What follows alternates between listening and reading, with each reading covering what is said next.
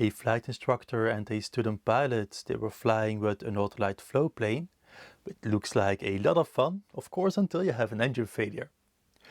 Now, there are a few things that I find strange, and there are also a few things that we can learn from to improve our own safety when flying.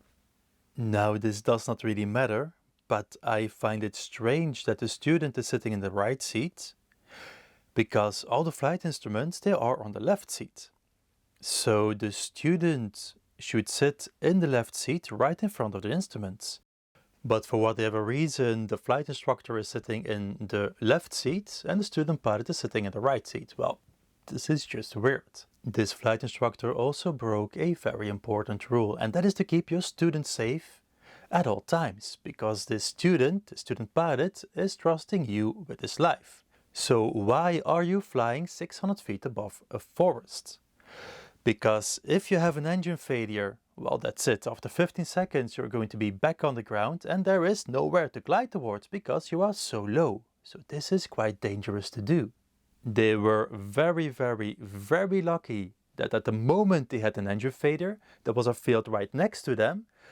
So they survived without injury, but if that engine failure happened, I don't know, 10 seconds earlier or maybe 10 seconds later, well, that's it.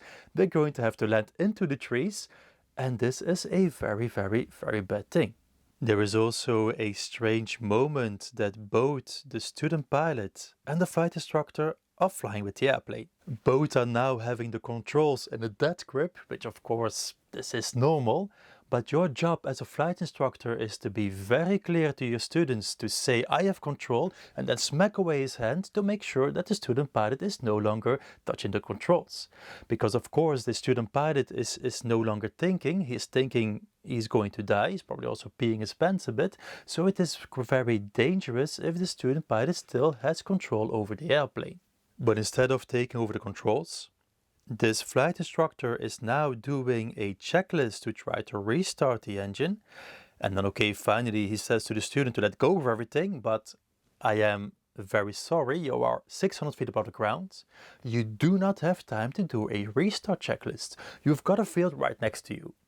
So take over the controls, do a secure before landing, glide towards, turn towards that field, and land in that field. The reason being is because you are so low to the ground, you do not have much time, and if you go into a spin, if you go into a stall, well, that's it, it's game over.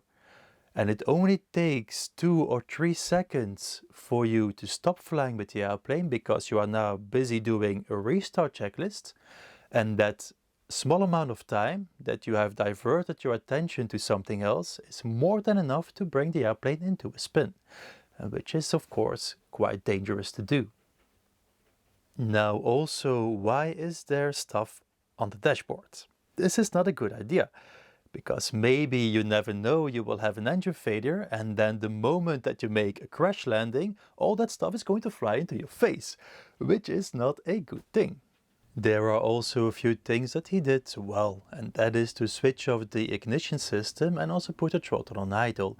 Okay, preferably you don't do that 3 seconds before the touchdown, but he did it, and that is the most important thing. Now the reason why you do that is that you do not want that engine to restart, because the moment that you're going to touch into that field, as at this moment, if the engine suddenly restarts, you get startled, it goes to full power, and then maybe you will go into the trees, which is quite dangerous. Now what I would have done in this case, if I'm flying at 600 feet and I have an engine failure, okay, I would have seen that there is a field right next to me, so I'm going to take the decision to land into that field, and I'm not going to try to do a restart checklist, because I'm too low. I don't have the time to do a restart checklist. I'm going to do a secure before landing checklist. So I'm going to make sure that the fuel is off, fuel pump is off, make sure it's either cut off, the throttle is on idle, maybe also the master switch off, and all those things. And then I'm going to do a passenger briefing. I'm going to tell to my student that we have an engine failure. We are going to land into a field, so he has to tighten up his seatbelt. He has to maybe, I don't know, take a brace position. And then that's it, I'm going to land in that field. Thank you for watching, and if you want to improve your flying skills, you can check out my video flight training course on vintageaviators.net.